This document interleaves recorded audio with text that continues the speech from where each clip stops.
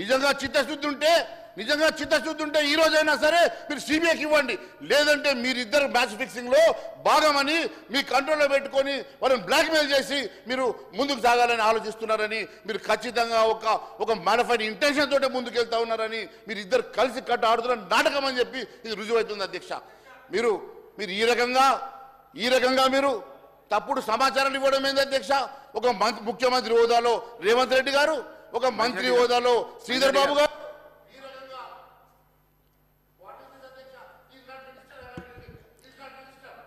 This is the most appropriate thing, Adhyaksha.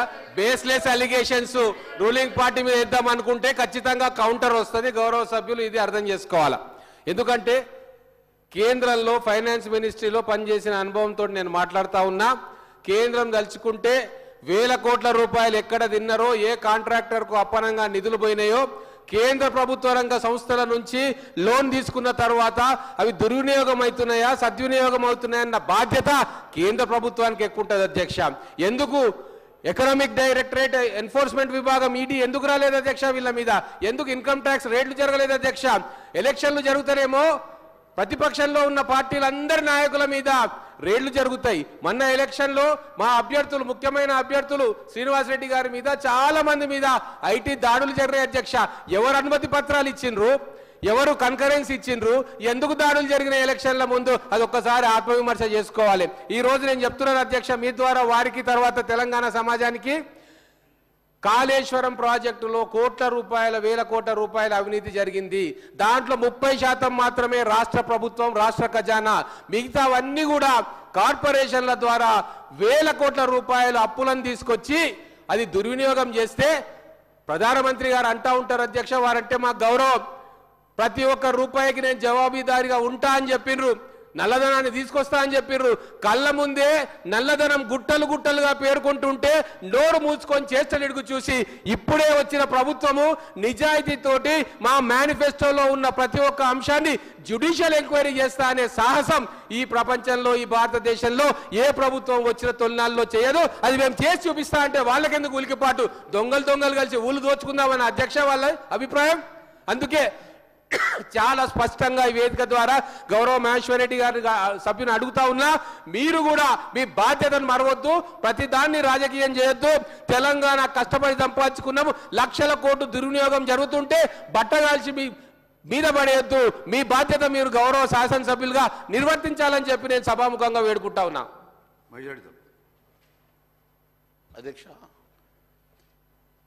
మరి వారు ఎక్కడ పనిచేసిండ్రో నాకు తెలియదు.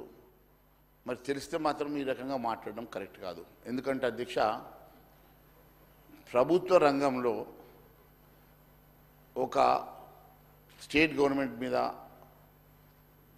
మీరు కాన్సెంట్ ఇవ్వకుండా, ముఖ్యమంత్రి గారు కానీ మీ ప్రభుత్వం కానీ కాన్సెంట్ ఇవ్వకుండా కేంద్ర ప్రభుత్వము ఎక్కడ కూడా ఈ సిబిఐ ఎంక్వైరీ చేసే అధికారం లేదు. దానికోసము మేము పదే అడుగుతా ఉన్నాం. మీరు ఒక్క లెటర్ ఇవ్వండి ముఖ్యమంత్రి గారు, లేకుంటే ఇక్కడ తీర్మానం చేయండి, 48 గంటల లోపల సిబిఐ ఎంక్వైరీ చేపించే బాధ్యత మాది. మీరు ఎందుకు భయపడతా ఉన్నారు సిబిఐ ఎంక్వైరీ? ఎందుకు ఏ రకంగా మీరు ఎందుకు భయపడతా ఉన్నారు? దాంట్లో మరి మీ వాళ్ళ పేర్లు ఏమైనా ఉన్నాయా? మీ వాళ్ళ పేర్లు, మీ మిత్రుల పేర్లు ఏమైనా ఉన్నాయా? దేనికోసం ఊరికే పిల్లర్లను చూసి, క్రాకులు చూసి వస్తే ఏమొస్తుంది అధ్యక్ష? కడుపులు ఉంటుందా? పిల్లర్లను చూసేద్దాం, కాళేశ్వరం పోయేద్దాం, నీటిని చూసేద్దాం. గత ప్రభుత్వం కూడా నీళ్ళని చూడతాను ఒకసారి బస్సులు పెట్టిర్రు, ఈయనేమో పిల్లలను చూడతాందుకు బస్సులు పెట్టిర్రు. దీనివల్ల కాదు అధ్యక్ష. ఈ రోజు నిజంగా చిత్తశుద్ధి ఉంటే, మీరు ఇద్దరు ఒకటి కాదంటే, మీకు ఇద్దరి మధ్యన లోపాయికారు ఒప్పందం లేదంటే, మీరు ఈ రోజైనా సిబిఐ ఎంక్వైరీకి సిద్ధం కండి. 48 గంటల్లో సిబిఐ ఎంక్వైరీ చేయించే బాధ్యత మా భారతీయ జనతా పార్టీ అని తెలియజేస్తా ఉన్నాను అధ్యక్ష. ఈ రకంగా మీరు తప్పుడు మాటలతోటి మరి హౌస్ని మిస్లీడ్ చేయడం సంబంధించిన కాదు, ఇది మంచి పద్ధతి కాదని చెప్పి తెలియజేస్తా ఉన్నాను అధ్యక్ష. ఈరోజు పూర్తిగా ఇరిగేషన్ కూడా అధ్యక్ష, ఇరిగేషన్కి మీరు కేటాయించిన నిధులు ఏంటి అధ్యక్ష? ఇరిగేషన్లో దాదాపు 22,000 కోట్ల రూపాయలు రీపేమెంట్కే పోతుంది. 13,500 కోట్ల రూపాయలు కాంట్రాక్టర్ల పేమెంట్స్కి పోతుంది. 13,500 కాంట్రాక్టర్ పేమెంట్స్కి పోగా 22,000 కోట్ల